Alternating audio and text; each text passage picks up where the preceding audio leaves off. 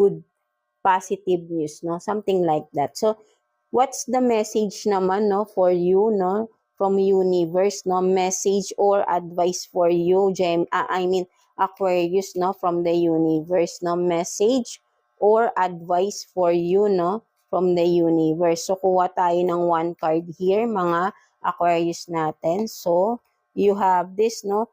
Love is in the air, no? So, yan, no? Ang ganda naman nito, no? So, sinasabi dito, no, Aquarius, no? So, sabi sa iyo ni universe is, kumbaga ay, siguro sa iyong career, no, kasi nasa career tayo, right, no? Someone, no, maybe kung nasa work ka man, sa job man, no, ako worker man, may nagkakagusto sa inyo, no? Sumingit pa yung love life nyo, no, Aquarius, no? So, just take what's resonate, no? So, yan, no? May kinikilig-kilig na dyan, no? So, for sure, alam nyo na yan. So, merong mga nagkakagusto sa inyo sa workplace ninyo, mga Aquarius, no? Talagang sumingit ang inyong love life dito, no? Sa career natin, no?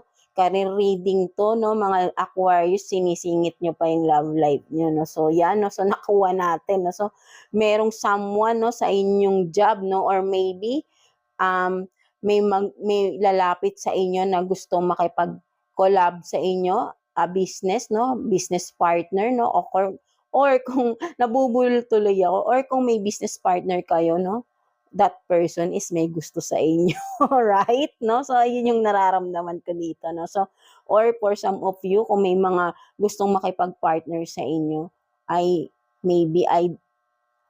crush, no? Something like that, no? So, but then, no, just take what's resonate for you na mga Aquarius natin, no? Naging love reading pa tong matatapos na lang ay sumingit pa ang love, no? Something like that. And of course, no, kayo din mga Aquarius is kung ano man tong mga sinisimulan nyo or mga ginagawa nyo, no, talagang you are so passionate rin naman, no, mga Aquarius. Talagang minamahal nyo rin naman talaga yung career ninyo, no, whatever it is, no. So yan.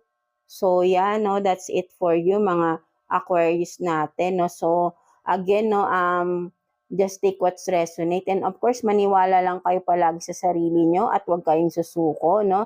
Marireach nyo ang goal nyo sa buhay, no? Maniwala lang kayo, and always, God is with you, no? Mga air signs natin dyan, Gemini, Libra, and Aquarius. So, lobat na tayo, right? No? So, buti natapos natin ang reading natin, right? No? So, yeah, that's it for you, mga air signs, no? So, God bless you all, air signs, and